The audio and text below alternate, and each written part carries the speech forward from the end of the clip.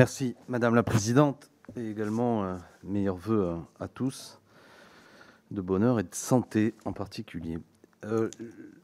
Devant la qualité de l'introduction de mon camarade Lachaud, je ne reviendrai pas sur les éléments historiques, à tel point ils étaient précis, et je lui en suis vraiment reconnaissant. Et peut-être que je vais surtout consacrer quelques minutes à essayer, modestement, mais d'apporter mon regard ou des réponses sur les arguments avancés par nos collègues, qui sont entendables et qui sont l'objet d'une discussion. Oui, ce dont nous parlons, c'est d'un geste législatif d'ordre symbolique et donc politique. Nous ne faisons pas l'histoire, ce sont les historiens qui la font.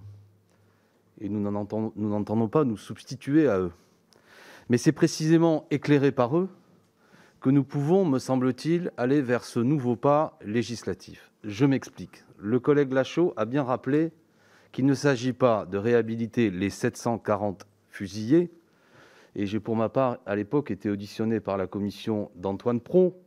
Et à l'époque, nous n'avions pas cet élément nouveau apporté en octobre 2014, sous l'impulsion de Kader Arif, de pouvoir préciser le propos autour en particulier des 639 de ces fusillés dits pour l'exemple, qui, eux, n'étaient pas de droit commun et ne pouvaient être considérés également comme ayant participé à de l'espionnage.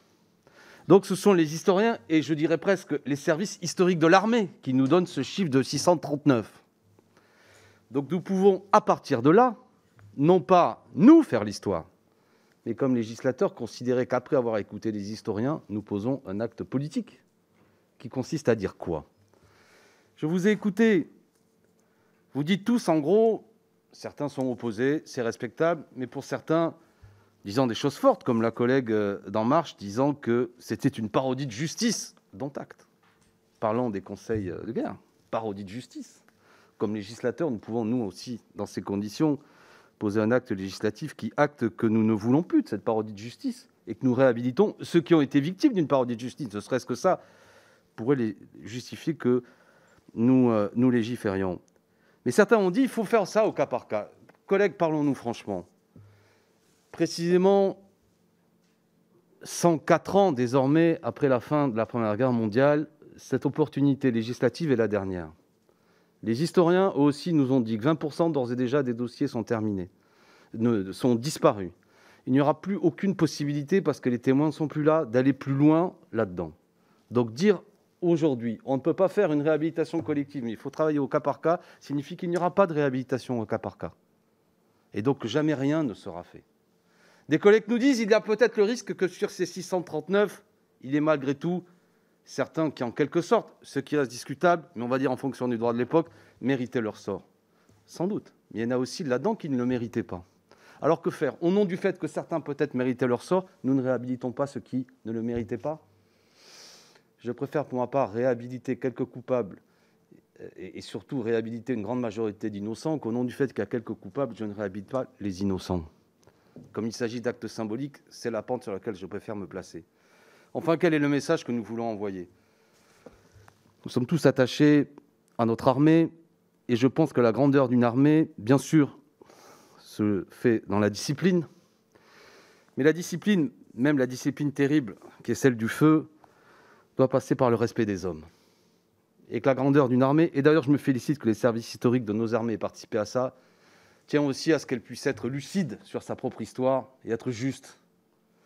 Et, comment dirais-je, le sacrifice que nous demandons parfois à nos soldats doit aussi s'accompagner avec la conviction qu'ils ont que même si les ordres sont terribles, ils restent justes. Ce que je veux exprimer par là, c'est que je crois que nous nous honorerions à agir dans ce sens. Et je crois aussi, pour terminer, le collègue républicain disait « ne réouvrons pas des plaies ». Bon sang, nous sommes 102 ans plus tard. Précisément, il n'y a plus de blessures à réouvrir. Tous les protagonistes sont morts. Tous, sans exception. Y compris, je vais vous dire les choses. Notre armée, on peut le comprendre, n'était pas longtemps favorable à ce que nous ayons là-dedans, car elle ne voulait pas remettre en cause nombre d'officiers qui avaient pris ces décisions. Mais tout cela est terminé. Tout cela est terminé. Aucun officier, fût-il à la retraite, ne se sentira visé par ce que nous avons fait. Personne aujourd'hui ne va se sentir blessé. Ou alors je ne comprendrai pas. Ou alors ceux qui se sentiraient blessés seraient ceux qui voulaient volontairement réouvrir des blessures.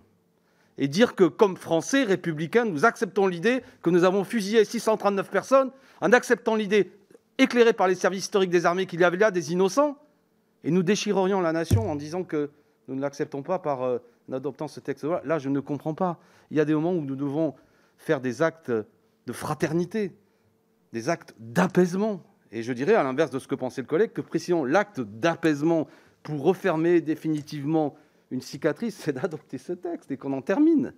Il y a des associations, certes, ça fait débat parmi les associations mémorielles, mais j'en connais d'autres, la Ligue des droits de l'homme, la Fédération de la libre pensée, qui continuent encore à agir dans ce sens. Et le collègue Lachaud n'a pas évoqué le courrier poignant qu'il a reçu de la part d'un arrière-petit-fils d'un des soldats qui avait été fusillé pour l'exemple et qui serait particulièrement sensible à ce que, si ce texte était adopté, enfin, le nom de son aïeul puisse être ajouté au monument aux morts du village. Bon sang, je crois qu'il y a là quelque chose qui, une fois de plus, nous honorerait. Donc, merci au collègue Lachaud d'avoir présenté ce texte. Il va de soi, et je comprends, c'est respectable d'y réfléchir, c'est difficile, mais je crois que, pour le dire en mots simples, nous n'insultons personne. Nous ne manquons pas de respect à nos armées, nous ne manquons pas de respect à nos officiers. Mais nous pensons que, à la différence d'autres armées, ça a été dit, nos collègues anglais, néo-zélandais, canadiens, l'armée française en particulier, en 1914 et en 1915, et je vais dire au nom, en particulier aussi parfois sous la rudesse du général Nivelle, par exemple, lisez les livres d'histoire, nous avons notamment les premières années soumis nos soldats à une rude épreuve. Et c'est la raison pour laquelle on peut comprendre que devant le nombre de soldats qui tombaient pour gagner quelques mètres et parfois même reculer, certains aient tout simplement voulu que ça cesse. Et que la manière désespérée parfois de l'exprimer, c'était de se blesser dans la main, ou voire même au bout d'un moment, de refuser d'obéir une consigne. Ce que nous disons, c'est que nous ne voulons plus que cela se reproduise, et adopter ce texte, c'est tout simplement tourner cette page historique et mieux se porter vers le futur.